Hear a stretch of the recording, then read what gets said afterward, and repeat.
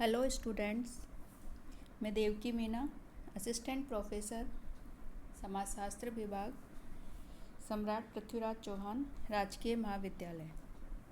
आप सभी का पुनः स्वागत है।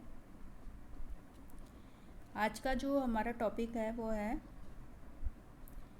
मैक्स वेबर का सामाजिक क्रिया का सिद्धांत, सोशल एक्शन के बारे में आज हम जानकारी प्राप्त करेंगे, जो कि मैक्स वेबर के द्वारा दिया गया एक महत्वपूर्ण सिद्धांत है।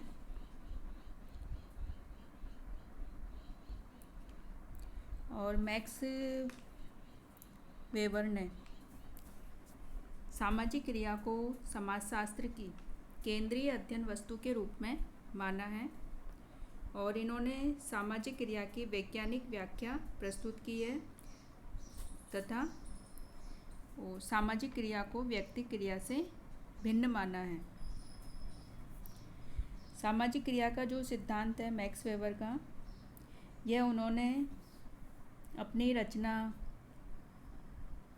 सामाजिक और आर्थिक संगठन का सिद्धांत the theory of social and economic organisation में दिया है, में प्रतिपादित किया है सामाजिक क्रिया के सिद्धांत को।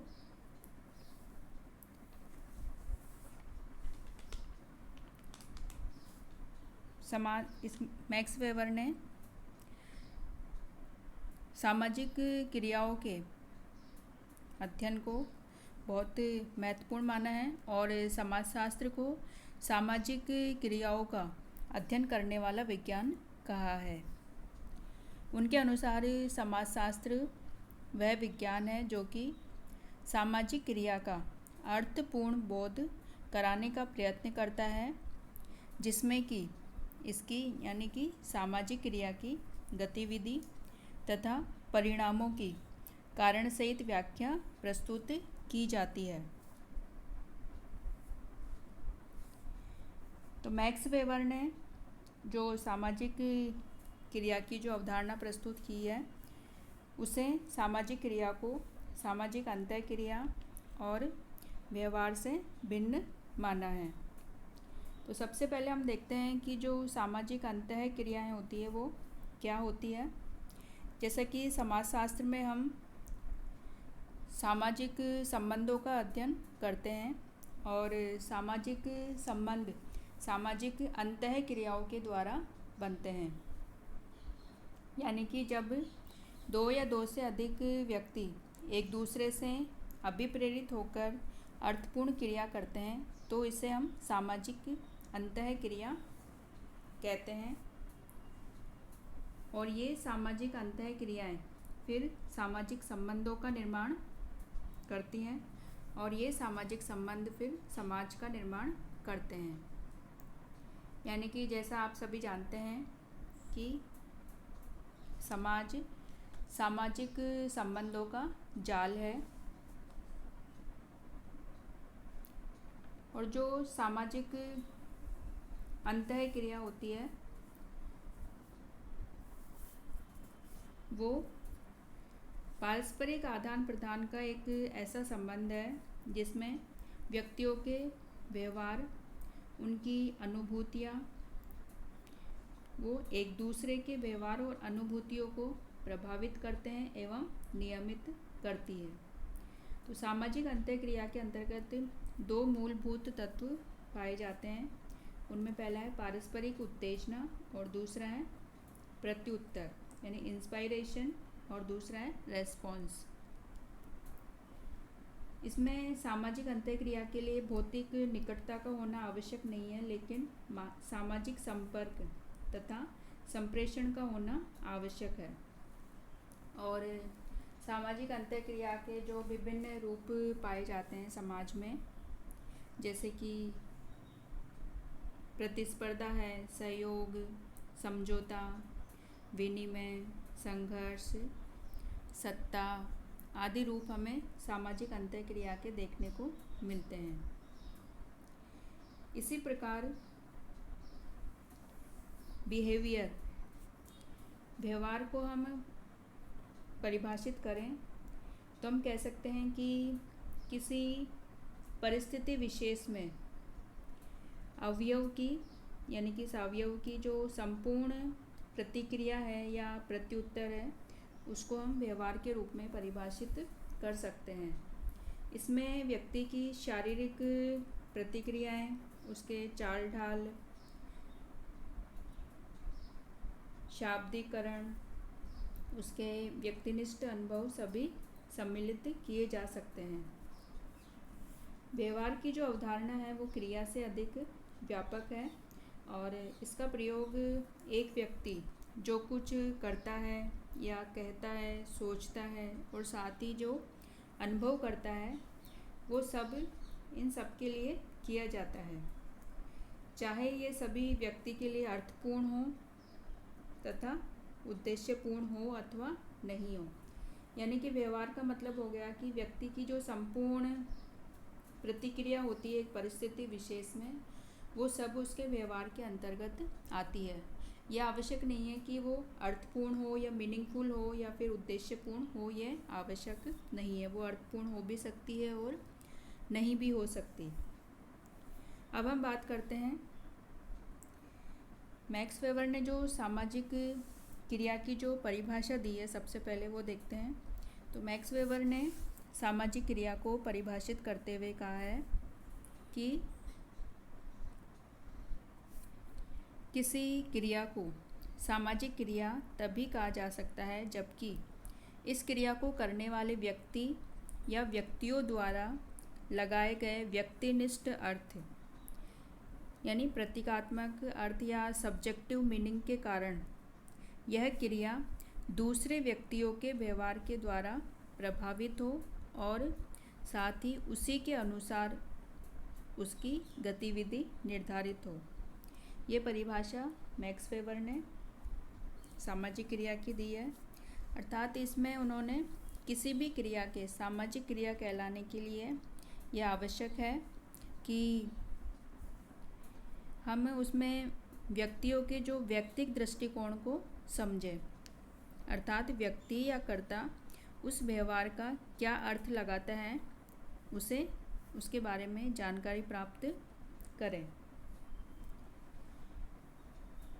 साथ ही जैसा कि आप इसमें देख सकते हैं रेखा चित्र में कि वेबर के अनुसार कोई भी व्यवहार या गतिविधि अपने आप में कुछ भी नहीं है, लेकिन यदि उस व्यवहार या गतिविधि में कर्ता के द्वारा दिए गए अर्थ को जोड़ दिया जाता है, यानी किसी भी गतिविधि या व्यवहार का कर्ता स्वयं क्या अर्थ लगाता है और उसके अनुसार फिर उसका जो व्यवहार होता है, उसकी जो क्रिया होती है वो सामाजिक क्रिया कहलाती है।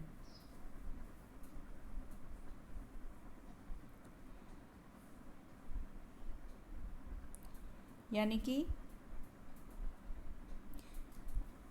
मैक्स वेबर ने सामाजिक क्रिया को समझने के लिए उसके निर्वचन पर बल दिया है और स्वयं कर्ता के द्वारा उसका क्या अर्थ लगाया जाता है उस अर्थ को समझने पर बल दिया है, जोर दिया है। और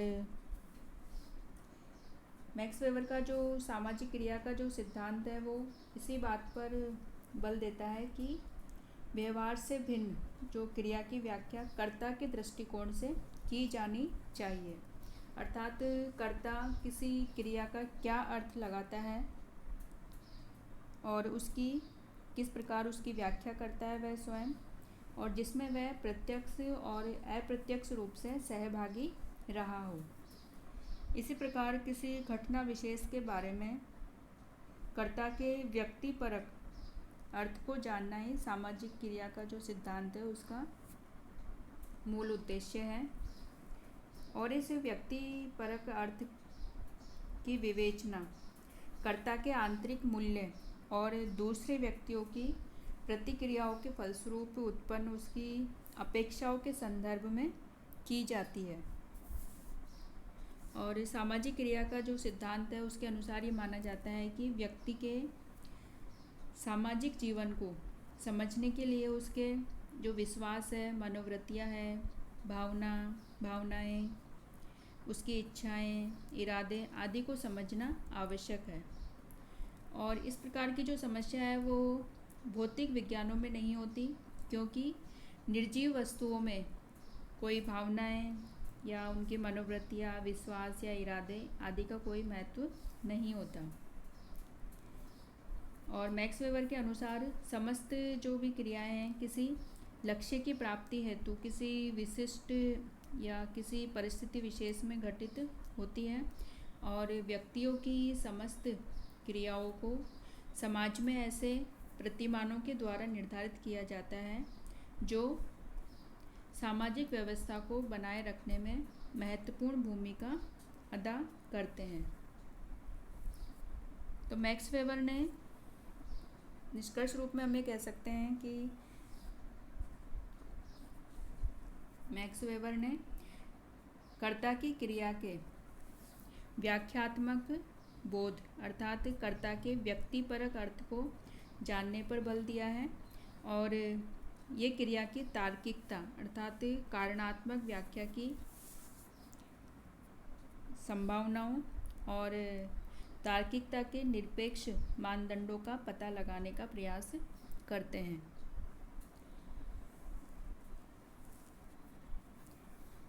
तो जब कर्ता कोई भी व्यक्ति अपने स्वयं किसी व्यवहार का स्वयं क्या अर्थ लगाता है और फिर उससे प्रभावित होकर वह अपनी गतिविधि निर्धारित करता है या अपने व्यवहार को निर्धारित करता है, तो उसे हम सामाजिक क्रिया कहेंगे।